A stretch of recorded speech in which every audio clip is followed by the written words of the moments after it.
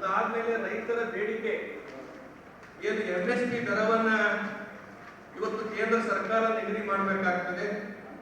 MSP ದರವನ್ನ ನಿಗದಿ ಮಾಡ್ತಕ್ಕಂಥದ್ದು ರೈತರಿಗೆ ಅನ್ಯಾಯ ಮಾಡ್ತಕ್ಕಂಥ ಕೆಲಸ ಇವತ್ತು ಕೇಂದ್ರ ಸರ್ಕಾರ ಮಾಡ್ತಾ ಇದೆ. ಹಾಗಾಗಿ ಜಿಲ್ಲೆಯವರು ನಾಳೆ ಹೋರಾಟ ನೀವು ಮಾಡ್ತಾ ಇದ್ದೀರಿ. ಕೇಂದ್ರದಲ್ಲಿ ಸುಮಾರು ನೀವು 19 ಸಂಸದರಾಗಿ ಬಿಜೆಪಿಯವರು ನಮ್ಮ ರಾಜ್ಯದಿಂದ ಹೋಗಿದ್ದೀರಿ, 4 ಜನ ಮಂತ್ರಿಗಳು ಕೂಡ ಆಗಿದ್ದೀರಿ.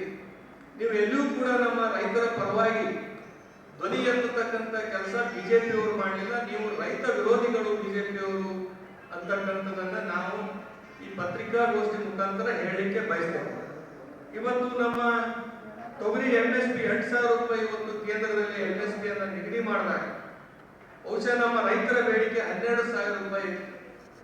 ನಾವು ಒಂದು ಅಟ್ಲೀಸ್ಟ್ ಒಂದು 10,000 ರೂಪಾಯಿ MSP ದರವನ್ನ ಮಾಡಿದ್ರೆ ನಮ್ಮ ರೈತರಿಗೆ ನ್ಯಾಯ ಸಿಗ್ತದೆ ಅಂತಕ್ಕಂಥದ್ದು ರಾಜ್ಯ ಸರ್ಕಾರದ ಕಡೆಯಿಂದ ನಾವು ಮನವಿ ಮಾಡಿದ್ರು ಕೂಡ ಇವತ್ತು ಕೇಂದ್ರದವರು ಇದನ್ನ ತಿರಸ್ಕಾರ ಮಾಡಿರ್ತಾರೆ. ಹೆಸರಿಗೆ 8,768 ರೂಪಾಯಿ ಕೊಟ್ಟರೆ ನಾವು 12,000 ಬೇಡಿಕೆ ಇದೆ, ಮತ್ತು ಉದ್ದು 7,800 ರೂಪಾಯಿ ಕೊಟ್ಟರೆ 11,500 ರೈತರ ಬೇಡಿಕೆ ಇದೆ. ಸೋಯಾಬೀನ್ 5,328 ರೂಪಾಯಿ MSP ದರವಿದ್ರೆ ನಮ್ಮ ಬೇಡಿಕೆ 8,000 ರೂಪಾಯಿ ಇದೆ. ಹಾಗೂ ಸೂರ್ಯಕಾಂತಿ 7,721 ಅವರು ಕೊಟ್ಟರೆ ನಮ್ಮ ಬೇಡಿಕೆ 10,000, ರೈತರ ಬೇಡಿಕೆ 10,000 ಇದೆ. ಹತ್ತಿ ಬೆಲೆ 8,110 ರೂಪಾಯಿ ಕೊಟ್ಟರೆ ನಮ್ಮ ರೈತರ ಬೇಡಿಕೆ 11,500 ರೂಪಾಯಿ ಇದೆ. ಈಗಾಗಲೇ ರೈತರ ಬೆಳೆತಕ್ಕಂತ ಬೆಳೆಯನ್ನ MSP ಮುಖಾಂತರ ಕೇಂದ್ರದವರು ಹೆಚ್ಚಿನ ಒಂದು ದರವನ್ನ ಕೊಡುವುದರ ಮುಖಾಂತರ ಅವರು ನಮಗೆ ಅನ್ಯಾಯ ಮಾಡ್ತಾ ಇದ್ದಾರೆ ಬಿಜೆಪಿಯವರು. ಇವತ್ತು ಯಾರು ತಾವು ಏನು ನಮ್ಮ ಸರ್ಕಾರದ ವಿರೋಧವನ್ನ ತಾವು ಮಾಡ್ತಾ ಇದ್ದೀರಿ ಬಿಜೆಪಿ ಮುಖಂಡರು, ಬಹುಶಃ ನೀವು ಕೇಂದ್ರದಲ್ಲಿ ನಿಮ್ಮ ಕೊಡುಗೆ ಏನು ಅಂತಕ್ಕಂಥದ್ದು ಕೂಡ ನಮ್ಮ ಪ್ರಶ್ನೆ ಆಗಿದೆ. ಅದಾದ್ಮೇಲೆ ನಮ್ಮ ರೈತರ ಬೇಡಿಕೆ ಏನಿದೆ, ದಯವಿಟ್ಟು MSP ದರವನ್ನು ಕೂಡ ತಾವು ಹೆಚ್ಚಿಗೆ ಮಾಡ್ತಕ್ಕಂಥ ಪ್ರಯತ್ನ ಕೇಂದ್ರ ಸರ್ಕಾರವರು ಮಾಡಬೇಕು.